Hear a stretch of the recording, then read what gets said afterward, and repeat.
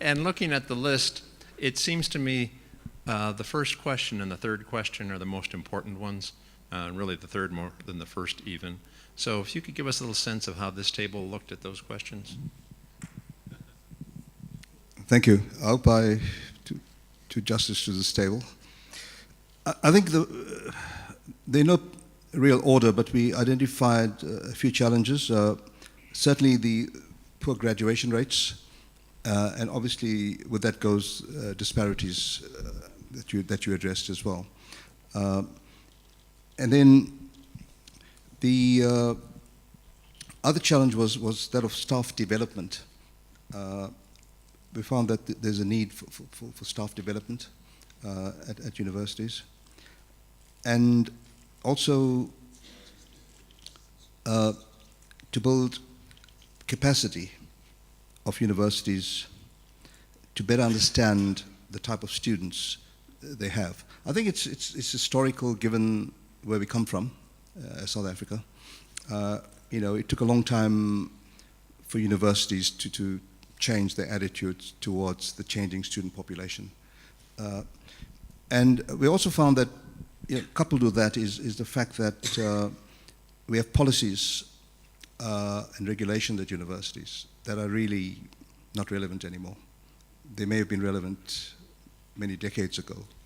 And I think those are things that, can be revisited to make a difference. We also identified that, the type of student that comes to higher education in South Africa is certainly, ill-prepared in general, or students with mixed abilities coming to university. But the university academic, or the universities themselves, are not really ready to understand the deficit that the student comes in with. For example, somebody teaching chemistry 1 at university will not know what's going on in basic education chemistry to see how we can address these gaps. So the other points that were raised, my colleagues can add to that if they want to. I think in terms of how do we address these challenges, you may know that the Department of Higher Education has started the Quality Enhancement Project, QEP1, QEP2. I still think they've got a long way to go. I think they started a process, and to really, make it count, we need to drive that hard. But I think it's been left to the universities to do that. Some of the things we could do at a national level, I think we can look at how we can professionalize teaching. There's always the problems. For example, we've identified very poor attendance by students in the classroom today. And the young lady tells us it's often the attitude of the students, of the lecturer. The lecturers are bad lecturers. They don't really get students to engage with them, so they stay away. So I think that's something we could do at a national level, is try and professionalize that profession. And we did talk about the curriculum, how can we change the curriculum that makes it more relevant. I mean, the big move today by students and staff is to decolonize the curriculum. Everybody has different interpretations of that. But clearly, something has to be done to change the curriculum, to make it more relevant. And that could be another national project, I think, where we could focus on the curriculum. Perhaps at first year, offer a more general curriculum to students. Maybe I can just share this with you. At UKZ, and we're talking about looking at a block system rather than having concurrent modules for, in general, every semester, to really break up the semester and have individual modules that are sequential. Perhaps, I don't know, it's maybe early days, maybe the students will cope better rather than being 4 modules concurrently, certainly at the beginning to work in that space. Very, very good. Got a volunteer here? I think first let I share with the House in terms of our approach. So we went around the table and we mentioned the different challenges. And then we went to the second question. So the challenges that we have identified is like high failure rate in first years, graduates in science, over-enrollments, fees must fall, accommodation, access, epistemological access, staff-student rates, ratios, etc. And then we had a discussion in terms of, are these part of a national debate and a discussion? And our viewpoint is yes. There are various forums where these are being discussed.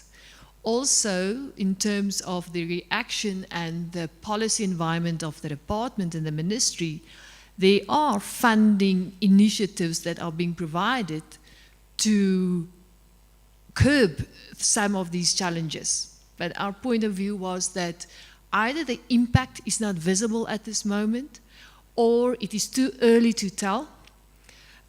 One example that we have mentioned is like the Fees Must Fall campaign. Years after all the uncomfortableness in the system, there's a major investment of funding, but it is not enough. It really has a certain limit. Also in terms of the symptoms of the word's been used as ill-prepared or underprepared or unprepared students within the system, that there are initiatives like the UCTG, like the foundation provisioning, like the NGAP, like the ISFAP. So there's a lot of processes from a ministerial point of view that is trying to assist within the challenges that we are.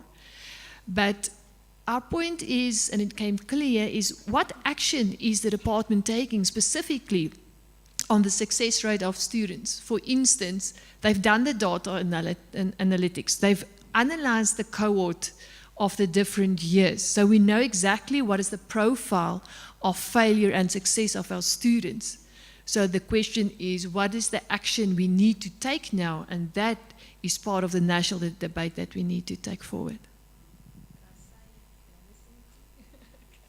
Very, very good, thanks. Kim, I think we have a table up here.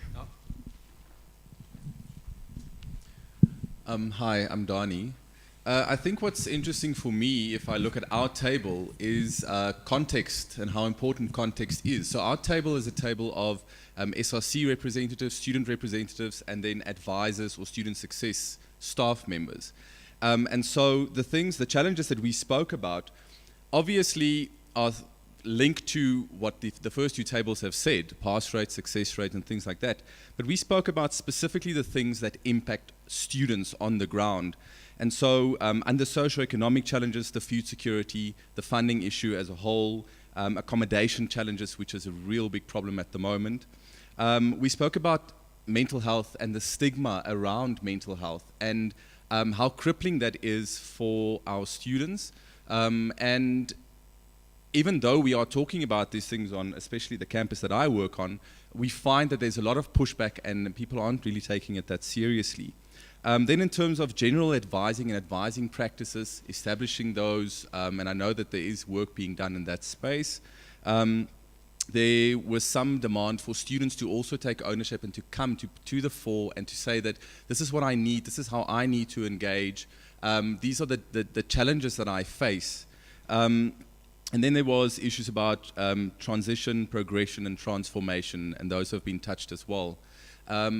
Our response to that, if I think about the third question, is again an issue of context. And so if I think about some universities where, despite all the things that the previous person who spoke mentioned, the UCDG, the ISFAP, and all the grants that exist, universities often have certain agendas and certain things that they need to work towards. And there are people in this university, in each university, working in the student success and support space.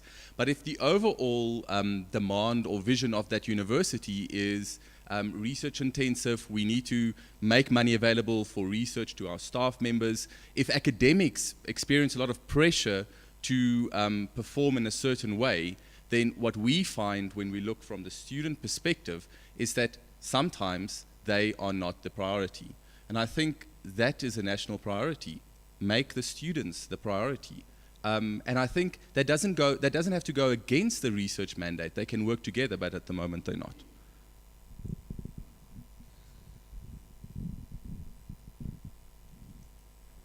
Back over here. Good morning. My name is Erika, and I'm from the University of Pretoria. And we listed mostly the things that you also said.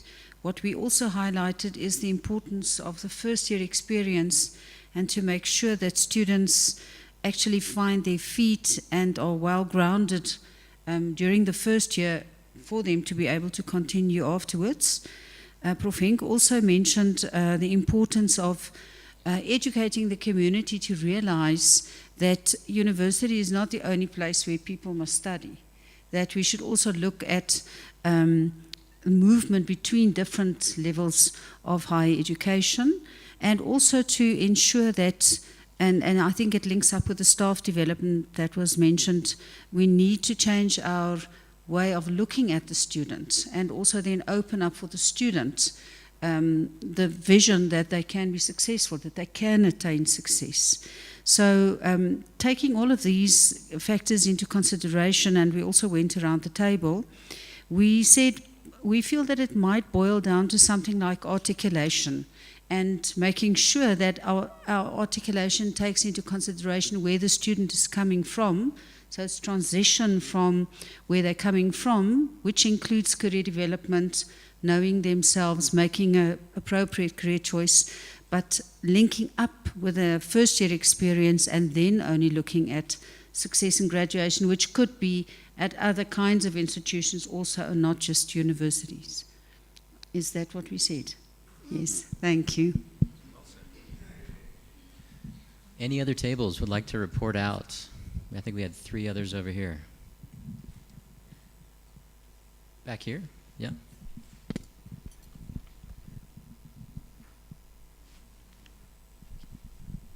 My name is Ben from University of Pretoria. I hope I'll represent my table well from what it spoke about. Our main challenge from the conversations that we had is high dropout rates or low throughput rates amongst the first years or the first generation from low income households or backgrounds. So that is the main challenge from our table. But we look at the problems also which led to that main challenge, which are, I would say, start with funding, and political pressure is influencing decision making in higher education policies. Technology adoption from staff that has been there longer, and bridging the gap between technology, between the staff and the students who are actually more now, who are more invested in the technology and love technology. How can we bridge the gap between the staff and that? And also the gap between leadership in higher education and leadership in decision making of higher education. So that gap should be bridged as well. Another thing is, okay, we said also yes to question B that this has been discussed in national discussions, because it is the higher education, the national plan for higher education is also being influenced. It's been changed because of, we see this high attrition rates, so they are changing that because of the conversation going around and everything. So those small funding gaps between technology adoption, changing of programs because students are unprepared to go into university. And we also spoke about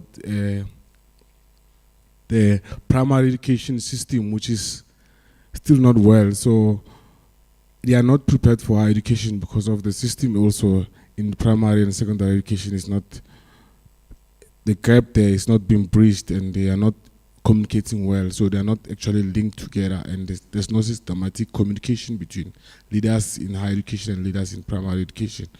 So, but I think all these problems have been addressed because of, they are of national discussions now, that's why we all hear and those kind of things.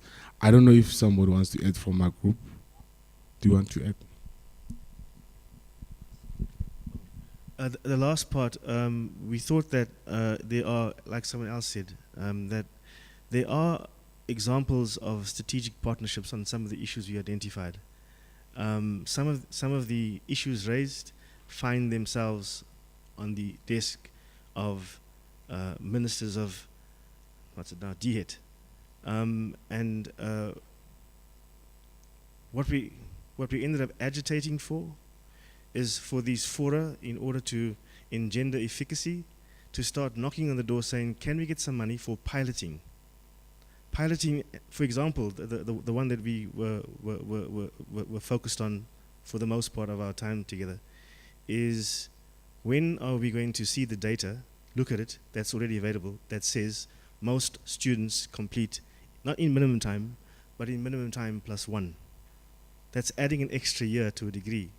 For many institutions, that's horror of horrors. For many, it's the natural consequence of our data. But if one institution were to adopt that, competitively, it would drive students away. If within a region, a number of students did this, a number of universities did the same thing, that might be something that's easier to manage. Or eventually really have this discussion on why are those who are for this, and why are those who are against this. And let's as a system, together with the funders, decide on a way forward that is eventually implemented. Otherwise, that minimum time +1 is going to continually remind us, hey, you can't ignore me.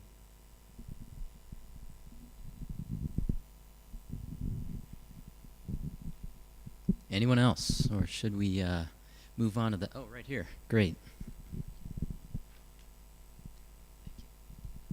Thank you. Good morning, everyone. I'll just run through what we have discussed as a group.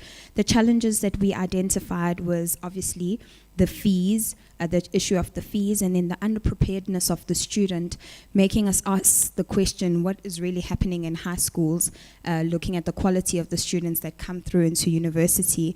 Then it was the implementation of the language policies as another challenge, which we discussed quite extensively, and the performance gap for students from various population groups, also looking at it through the issue of race, and preparing the student for work, as well as the issue of the background, where we discussed that we have the student who is coming from a background where there's no infrastructure and they don't have exposure to another language, yet when they come to university, they're required to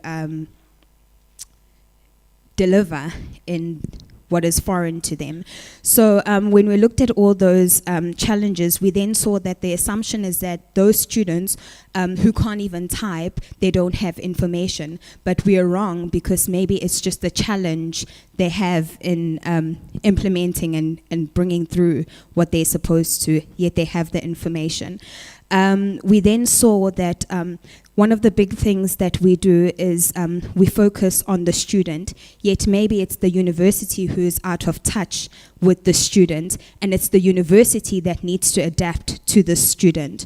So the national discussion that we could probably have is the unresponsiveness of the universities to deal with the new generation and the changing student, and that the national discussion in itself that is happening is still centered around the student, but not the university's unresponsiveness that they're not discussing. Am I leaving anything out? Thank you. Thank you.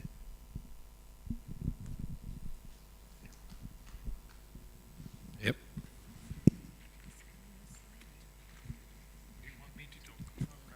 So I've been nominated. I think our table touched on many of the issues that the other colleagues have raised. I think for us, we try to look, all these issues tend to be interconnected, and for us the number one challenge to focus on is how do you design a university that I saw the term that is student-centric, but one of our colleagues then also brought in some thoughts around from the design thinking workshop that it's not designing for students but designing with them. That's the important nuance difference. I think in interesting things that came up in our conversation was we could fairly easily identify national stakeholders to partner with. There was a very interesting conversation regarding how institutions collaborate. Do we collaborate enough as institutions? And in South Africa, who collaborates with whom? Do you just collaborate with, if we take the American example, your Ivy League colleagues or your Big Ten colleagues, or do you actively look at a different way of collaborating? And that's not, at least in our conversation, it became clear that's not a very simple thing. You can say, no, we're not going to collaborate with the top 5 institutions in the country because we believe strongly we have to break down the disparities of the past. But then, of course, you've got the wonderful phenomenon of ranking systems. And how you actually do that partnering becomes very complex very quickly. Sort of a question that we didn't get to was, who do we collaborate with in the media, which is prevalent in the US example. But I think that's, at least for us, a bit less clear in our context. Just see if there was something else. No. I think, yeah. I think, is that all, team? Yep. Very good. Ken? Okay, that was great. Heard some common themes from across the tables. We want to transition now, and we'll draw your attention back up here for a little bit.